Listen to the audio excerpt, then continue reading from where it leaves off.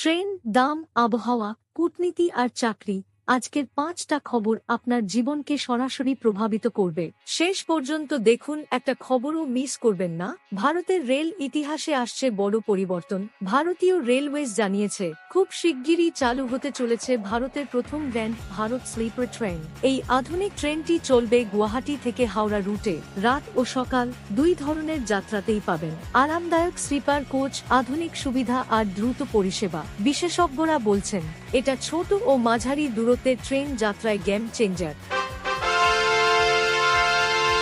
এবার ঠান্ডা মানেই শুধু কষ্ট নয়, লাভও। ভারতীয় আবহাওয়া অফিস জানিয়েছে, 2026 সালের জানুয়ারিতে অসাধারণ ঠান্ডা পড়তে পারে। এই ঠান্ডা আবহাওয়া গম, রেপসিড ও সরিষার মতো শীতকালীন ফসলের জন্য খুবই উপকারী। বিশেষজ্ঞদের মতে, সঠিক ঠান্ডা মানেই ভালো ফলন ও বেশি উৎপাদন।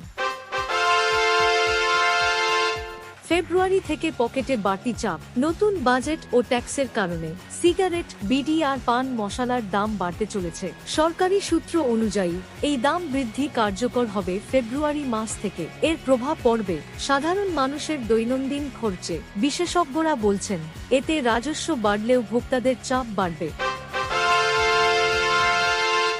দক্ষিণ এশিয়ার কূটনীতিতে নতুন উত্তেজনা, দ্বিপক্ষীয় সম্পর্কের জটিলতায় ঢাকায় অবস্থানরত ভারতের দূতকে তৎক্ষণাৎ দেশে ফেরার নির্দেশ দেওয়া হয়েছে। এই সিদ্ধান্ত বর্তমান ভারত-বাংলাদেশ সম্পর্কের ক্ষেত্রে খুবই গুরুত্বপূর্ণ বলে মনে করা হচ্ছে। কূটনৈতিক মহলের মতে, আলোচনার চেষ্টা চললেও পরিস্থিতি নজরে রাখা হচ্ছে।